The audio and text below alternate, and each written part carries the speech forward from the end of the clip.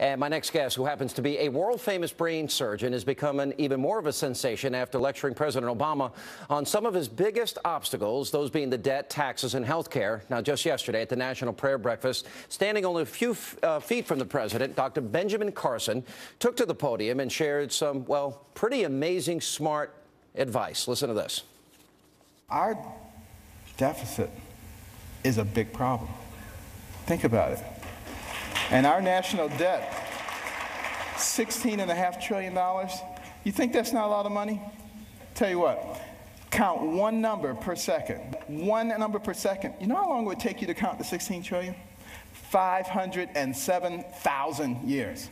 You make $10 billion, you put in $1 billion. You make $10, you put in 1. Of course, you got to get rid of the loopholes. Some people say, well, that's not fair because it doesn't hurt the guy who made $10 billion as much as the guy who made 10.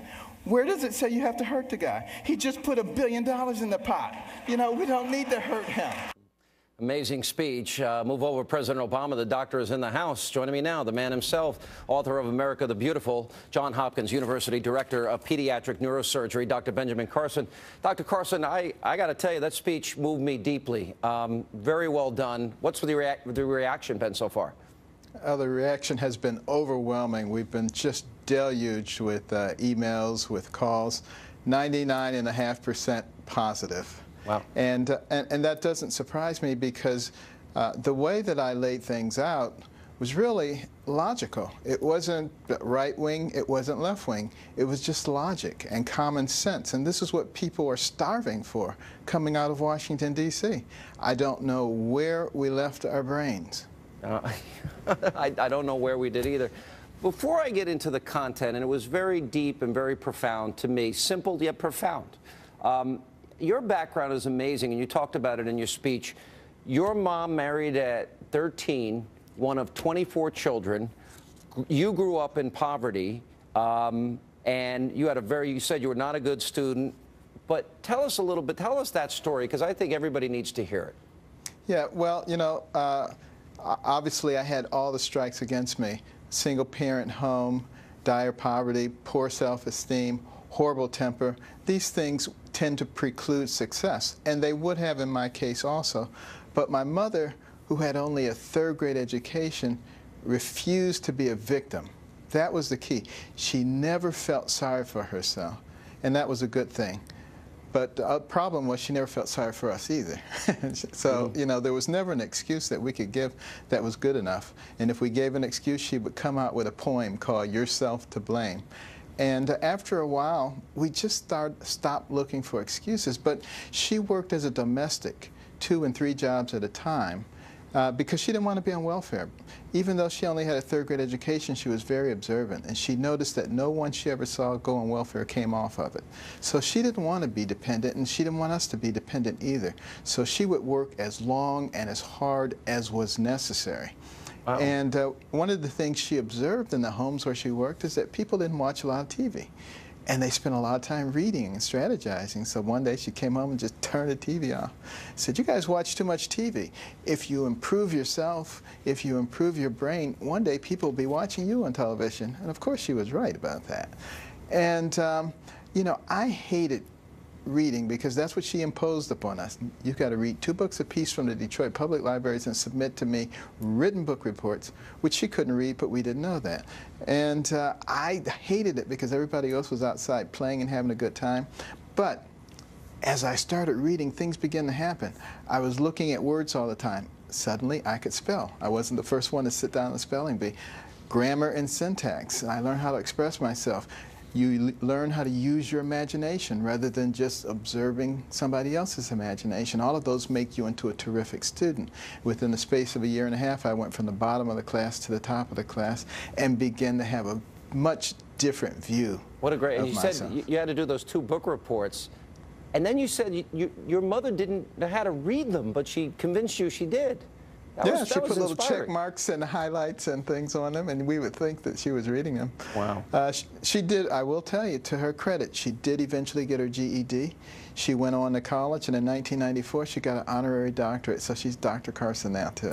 You talked a lot about political correctness. You said it's dangerous. You said it muzzles people. You said there's a PC police force out there. You said it prevents people from saying what they mean, that we need to get over our sensitivity. Explain. Yeah. Well, you know, here's a nation, one of the founding pillars was freedom of speech and freedom of expression. And yet, we have imposed upon people restrictions on what they can say, on what they can think.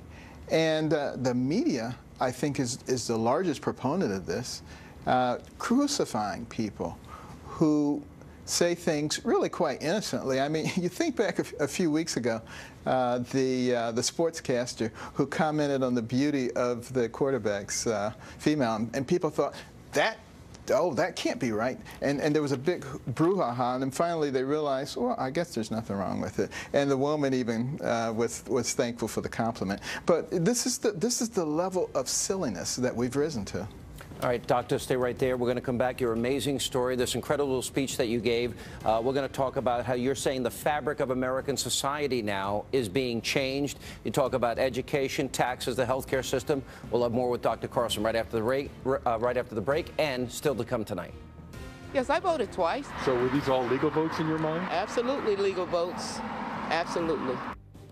An Ohio poll worker is convinced voting twice is just absolutely fine. We have that story on blatant voter fraud out of Ohio still to come on this busy News Friday night.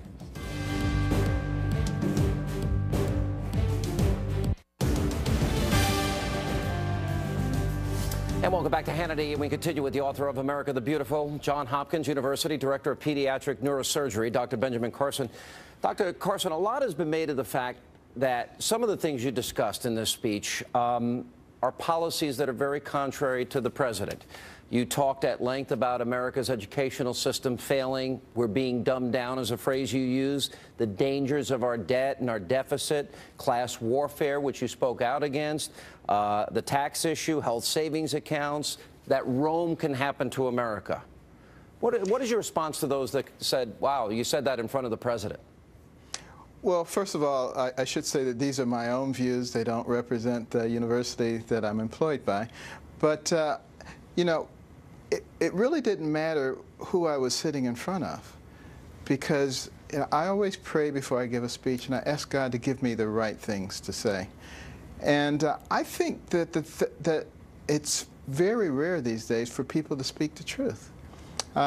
Everybody wants to go along to get along.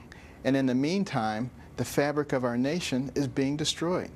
We're going from a can-do nation to a what can you do for me nation. And I don't think that's what most people want, but you know, it's presented to them as the thing to do. And one of the real dangers, which I alluded to in the speech, is the fact that people don't know anything. They don't know about history. They don't know about technology. They know so little that the news media is able to tell them whatever they want them to think. And they say it enough times, and people say, oh, yeah, well, that's what they said on the news. And they don't think for themselves. The founders of our nation said, our nation will fundamentally change when people become so ignorant that they can be easily led. Would you ever run for president, sir? If the Lord grabbed me by the collar and made me do it, I would. It's not my intention. I wouldn't wish that on you, but I think I would vote for you in a heartbeat. Well, thank you. I have so many emails from people saying that I could probably finance my campaign if each one gave me a nickel. Okay. What about, you gave a warning, though, about America. I share your concern. Morally, I see a decay in the country. 16.5 trillion in debt scares me. We're stealing from our kids. You came up with a great idea. I've always believed in health savings accounts. I don't like class warfare. What can we do to change things? You said we could either go down the direction of Rome, or we can change things. Yeah, well, I think the brave leaders, not the ones who are just wrapped up in their egos, And, you know, I'm not pointing this at any particular person or at any particular party. But the fact of the matter is there are a lot of people with a lot of hubris which just thinks my way or the highway.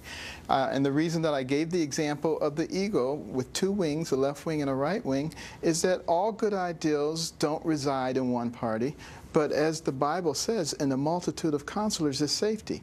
But in order to be able to use those counselors, we got to get rid of political correctness and let people say what they mean and really put their ideals out on the table and explain why those are good ideals. I would be willing to debate anyone on the president's team on health care and how it should be administered and how it can be done for less money.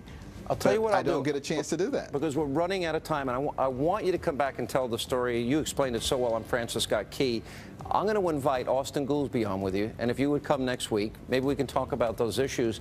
Your book is amazing. The speech was amazing. I put it on my website, Hannity.com. I hope you'll come back and see us again. Absolutely. Thank you. And coming up next, you'll meet the Ohio poll worker who voted for Barack Obama twice, but that's not all. We'll tell you about it next.